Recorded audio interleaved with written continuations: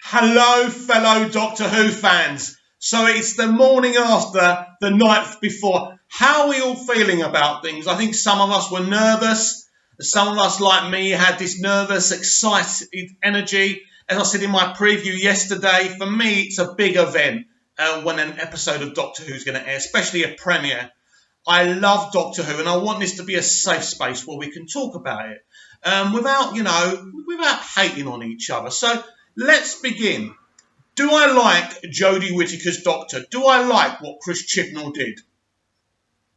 I absolutely loved it. It was absolutely fantastic. The way Jodie moves, the way she speaks, is totally what the Doctor should be. She was 100% the Doctor. It was brilliant. Now, let's talk about the music of Doctor Who. Now, Murray Gold's music, I adored it. He was very John Williams. He was very bombastic. He had themes that you could listen to when you were walking down the street. Themes that you could never forget. Now, the new composer, and I can't pronounce his name, so I'm not going to disrespect him by trying. I adored what he did with the Doctor Who theme. He took it back to basics, and it was brilliant. But let's be honest, you're not going to remember his music. It was good music. It worked in the scenes. It helped the mood of the scenes and the tones of the scenes. It was kind of dark music, if you like. It was dark tone music. It wasn't inspirational music. Murray's music is very inspirational. So very different. So I liked what he did. It works for what Chris wants from the series. But will I be playing it on my earphones and thinking, wow, yeah, no. I won't be doing that. Now, let's talk about Ryan, Yaz, and Graham. Now, these are very different companions, or the Doctor's friends, as we're calling them now. Now, I think the Doctor's going to have a Graham problem. Graham is a cancer survivor, and I think ultimately, I don't know how far down the road this will happen, but I believe, this is my theory, eventually he's going to blame the Doctor for his wife's death. I think it's only human nature. And as I said, he's a cancer survivor. So, and he said it after his wife died. He believes that he should have died and his wife should have lived. He believes, like many survivors do, that why am I here? I lived when I should have died. So I think she's going to have a Graham problem. You know what I think we may get here from Chris Chibnall's writing with Graham? I think we may get a John Locke type of character from Lost. And that's going to be a big, big problem for the Doctor. There is no visible arc. There's no setup for an arc in that first episode. So I do kind of believe that maybe Graham could be the arc, but then we didn't see the TARDIS. Will they find the TARDIS straight away? Or is the TARDIS something we may not see for a while yet? I think it's going to be interesting when we see the intro next week and the TARDIS, whenever we see the TARDIS. There could be some controversy there. Some people may not be happy about it, but I can't wait to see what they've done. So I'm very, very, very excited. And a lot of people didn't like the alien, Tim Shaw, as the Doctor called him. I liked him. I loved the design. I loved the idea behind him. He wasn't this big, broad ledger joker that had this big reason for doing what he was doing. He was a hunter. He was a creature of habit. And I think that Chris put this on there on purpose. What was the Doctor saying? That sometimes we have to get used to things and change scares us. And I think he purposely put that in because of some people's resistance for there being a female Doctor. Again, really interesting. The Doctor's speech talking about how you could still be who you've always been, but be who you want to be as well. That was a great speech as well. But this is a very, very different, understated Doctor Who show. As I said, when you look at Russell's companions and Stephen's companions, they were very, very loud and bombastic and opinionated. These friends of the Doctor's are what I actually thought was genius by Chris was that they didn't choose to travel with the Doctor. They never once said, Doctor, take us with you. They're with the Doctor at the end there, not from their own decision. And I think that's going to be very interesting as well. And I think that will kind of make them at first resistant to the Doctor, because this is what the Doctor does. Once the Doctor touches you, as wonderful as she is, you know, your life's at risk, your life. She changes your life without your permission.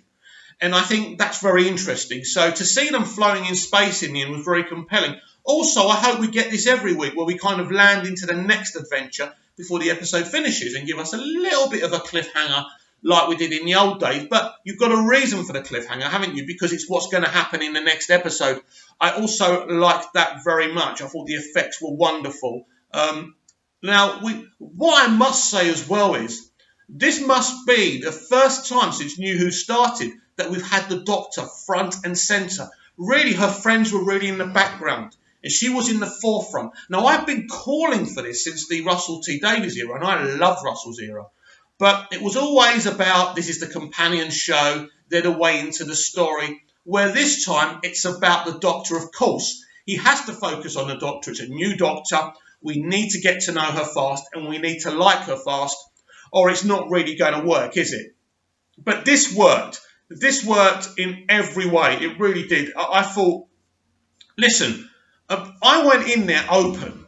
I think with Doctor Who, you're always going to get change, if you like it or not. That's the concept of the show. So you always get this kind of reboot. But what I loved about this, she is still the character that's been about for over 50 years. That's great. She's still that character. I love the fact for most of the episode, she's in Capaldi's outfit. That shows you this is still the same show. It's a continuation. This is not no one saying we're going to tread on your toys and it's not the same show. But it's different. And actually, when you look at the kind of classic Who fans who have said they're not going to watch this, I think they've robbed themselves. Because there really are elements here of classic Who. They're not obvious elements, but they're there. And I love that because there was something for everyone. Listen, it's great. The reaction and the response has been wholeheartedly positive. You're always going to get people who don't like it, but I think within the Doctor Who community, and this is really important to me as a fan, and as a long-running fan, someone who got into this through Peter Davison's Doctor, and that's ironic to see how Peter was treated when he stated his opinion on Twitter. Now, I didn't agree with his opinion, but I agreed with his right to say it. And for him to have to remove himself from the social media network because people attacked him, I think is wrong. We must allow for a variety of opinions, or we are not following the spirit of what the Doctor is and what Doctor Who is as a show. I look at Bradley Walsh. Some people said they thought it was going to be crap and they were surprised. Well, go and watch him in Law and Order UK. He's amazing. He's a multi-talented, brilliant guy, and he did a great job with Graham. And as you've already heard my theories for Graham, now Yaz is starting out as a policewoman. She wants to do more serious work. She thinks she's better than the responsibilities she's been given. But apart from that, we don't really get much from her. Now, Ryan's a very interesting character. Again, very understated, very softly spoken. But we can see that he's got this condition where he can't ride his bike, he can't balance, and he keeps on trying, and he keeps on falling over. Again, that's a great message. No matter how many times you fail to keep on trying, there'll be young kids watching that, being inspired by that.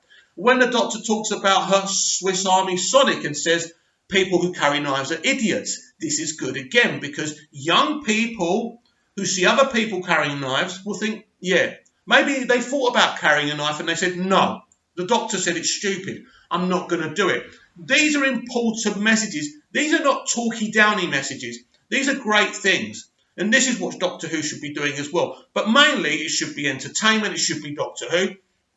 It certainly isn't the epic Star Warsy type of Doctor Who that we've had under Russell and Stephen. Stephen was very fairy tale Doctor Who. And Russell T Davies really was kind of campy Star Wars, wasn't it? Now, I loved what Russell did, as I keep on saying. But this is different, but good.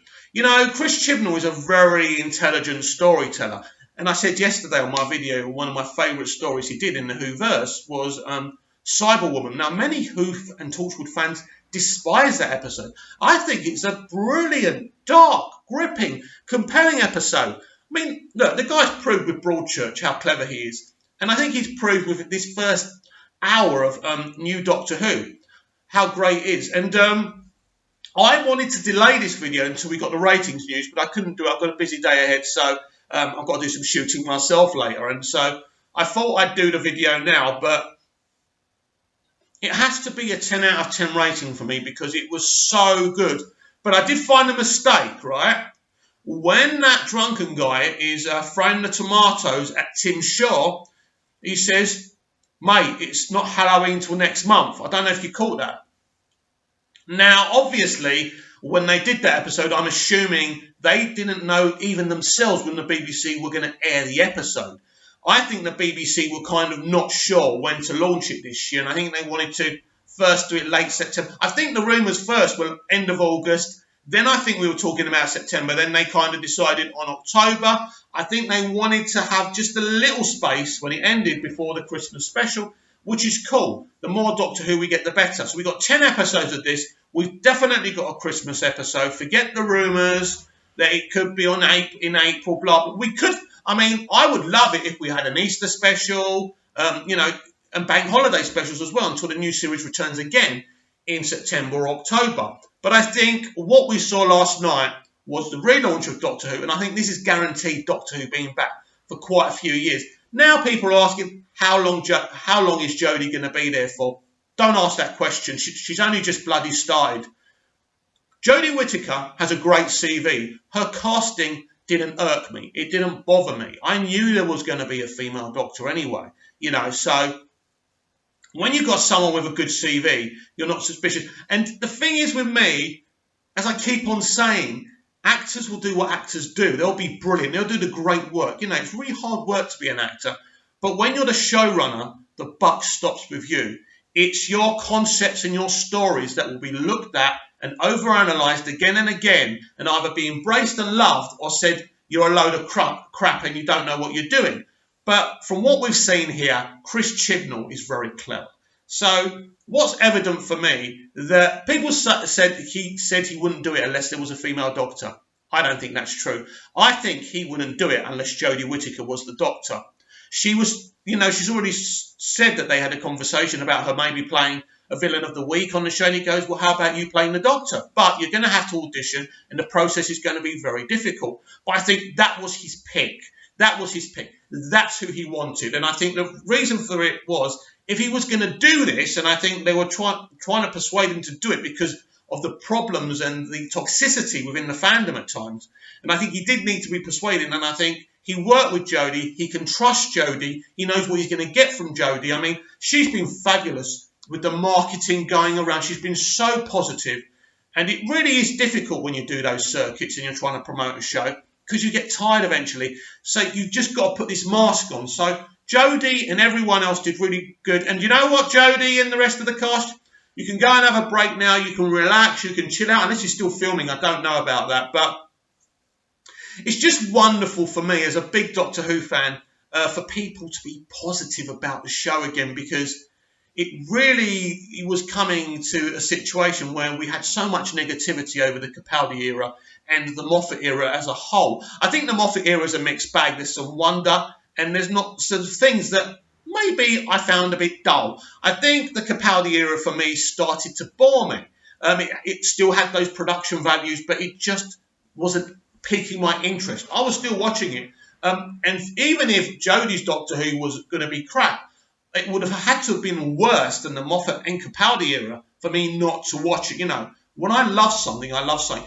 And what you get from her performance is something on a grand scale. She's really doing it. She's really moving her hands. And I love the way the understated way she says in the end, I'm just a traveller. I do what I can.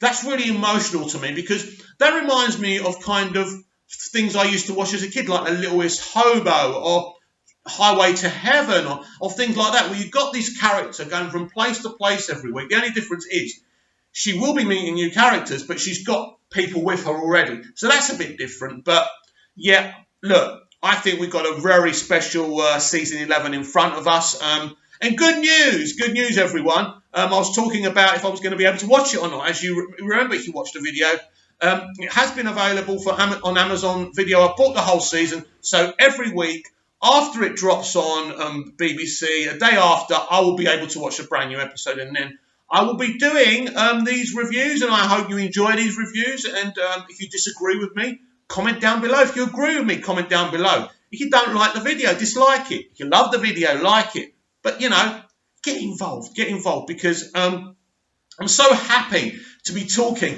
about Doctor Who. Now, I've made a few notes here, and I'm not sure if I've covered everything. So let's have a look at this. Yes, this is a great point, actually. I've got about 5 more minutes before my run time's over. So, loss of arrogance. The Doctor has lost her arrogance. She's not that arrogant Doctor anymore. She's a very inclusive Doctor. She's very apologetic. When they get those things on their shoulders, she's, those bombs, she's very apologetic. She realises and admits that it's kind of her responsibility.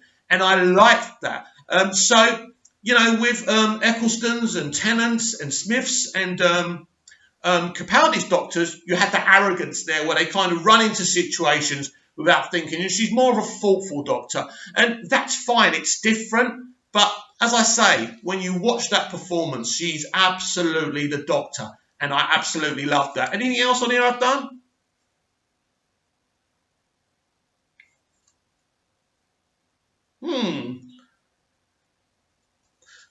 No, there's nothing on my list, but let's just talk for a little bit longer as I'm here.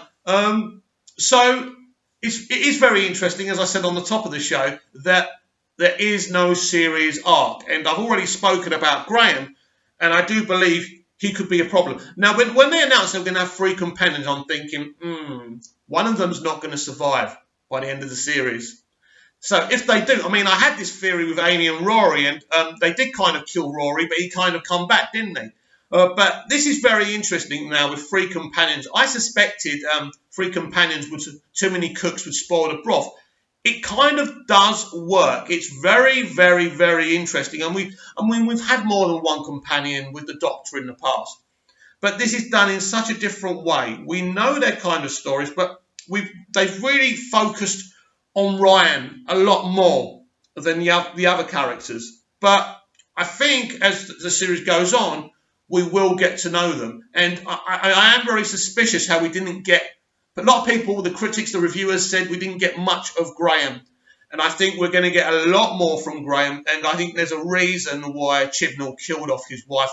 And you've already heard my theory. And I think it's very, very, very interesting. So a fantastic start for Doctor Who. That's what I think.